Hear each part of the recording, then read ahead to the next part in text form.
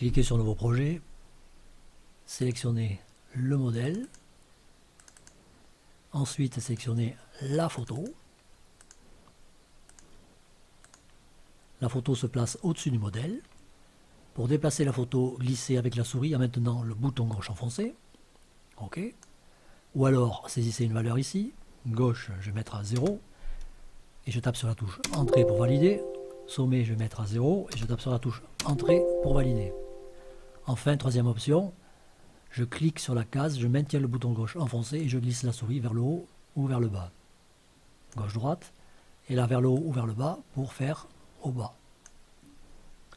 Maintenant, pour dimensionner la photo, glissez la souris vers le haut ou vers le bas en maintenant la touche majuscule et le bouton gauche enfoncé. Donc, je tape sur la touche majuscule, je maintiens la touche majuscule enfoncée, je clique sur le bouton gauche, je maintiens le bouton gauche enfoncé et je glisse vers le haut et vers le bas.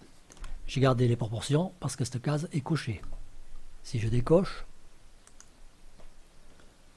touche majuscule enfoncée, bouton gauche enfoncé, je clique vers le haut, vers le bas, vers la gauche, vers la droite. OK. Même chose ici, je peux saisir la valeur à la main, comme j'ai fait précédemment pour la position, et pareil, je clique et je navigue vers le haut, vers le bas, pareil. Donc là, je ne garde pas les proportions parce que je suis décoché ici. Donc maintenant, je recoche. Alors si je vais retrouver les proportions originales, je peux cliquer sur ici, taille originale, je vais récupérer la taille originale de la photo. Si je clique ici, je vais récupérer les proportions originales de la photo, mais je vais garder cette largeur. Et si je clique ici, je vais récupérer les proportions originales de la photo, mais je vais garder cette hauteur. Donc moi, je vais cliquer ici directement, comme ça je vais récupérer carrément la taille originale, hauteur et largeur originale. OK. Alors maintenant la rotation. Pour tourner la photo, glissez la souris vers le haut, vers le bas, et en maintenant la touche Alt enfoncée. Donc là maintenant, c'est plus la touche majuscule, c'est la touche Alt. Donc je tape la touche Alt, je maintiens enfoncé, clic gauche, je maintiens le bouton gauche enfoncé, vers le haut, vers le bas. Pareil, je peux saisir une valeur à la main, donc je vais saisir 0 et je tape sur la touche Entrée pour valider. Et également, je peux cliquer sur la case, maintenir le bouton gauche enfoncé et glisser vers le haut, vers le bas. OK. Donc là, je vais retaper ces 0. À nouveau, touche Entrée pour valider. Alors le reste, on va voir après. Ah non, pardon, on va encore voir celle-ci aussi. Envoyer la photo derrière devant. Donc envoyer la photo derrière devant en cliquant sur le bouton dessus, dessous, qui se trouve ici. Donc là, c'est écrit dessous, étant donné que la photo est au-dessus. Donc on l'envoie dessous, et donc maintenant, c'est écrit dessus, pour la faire venir dessus. OK. Dessous, dessus. Et on peut utiliser la touche du clavier page down, page bas, et page haut pour faire venir au-dessus. Alors je vais la mettre au-dessous. Maintenant je vais la redimensionner et la positionner pour qu'elle corresponde au modèle. Donc là on est à peu près bon. Je vais pivoter, donc touche Alt, et je glisse un peu. 7, pour voir, je vais faire du 6. 6, ok, 5. Oh, pas 5. Non, c'est pas bon, 5. 6, 7. Bon, alors on va faire à 6. Voilà. Voilà. Alors maintenant, je vais corriger les teintes. Donc, corriger les teintes, cliquez sur le bouton teinte. Donc, je clique sur le bouton teinte. Et je vais corriger les 3 couleurs primaires, rouge, vert, bleu. Donc, je clique sur rouge.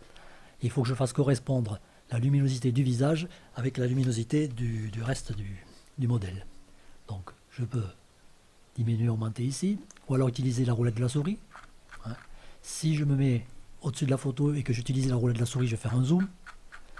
Si je veux naviguer, j'en profite pour le dire, si je veux naviguer dans la scène, je maintiens le bouton du milieu enfoncé et je glisse.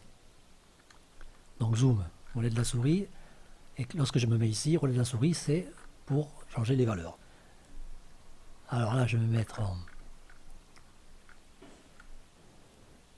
On va commencer ici pour sur le vert.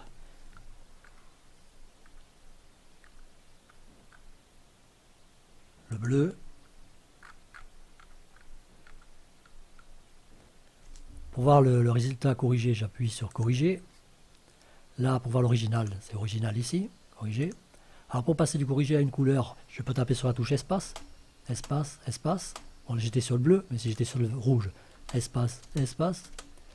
Et je peux également taper sur des numéros pour aller directement du rouge 1, 2 pour le vert et 3 pour le bleu. maintenant espace pour aller sur corriger. Ok, alors je vais peut-être mettre un petit peu plus de bleu. Corriger. Bon, pour l'instant ça fera l'affaire. Et lorsque je suis bon, je clique sur OK ou alors j'appuie sur la touche Entrée. Donc là, on a corrigé les tonalités. Vous voyez que je vais faire un retour en arrière pour voir la différence. CTRL Z, raccourci clavier. Alors, je vais revenir en avant. CTRL Y. Et donc là, maintenant, j'exporte la totalité de la scène. Enregistré.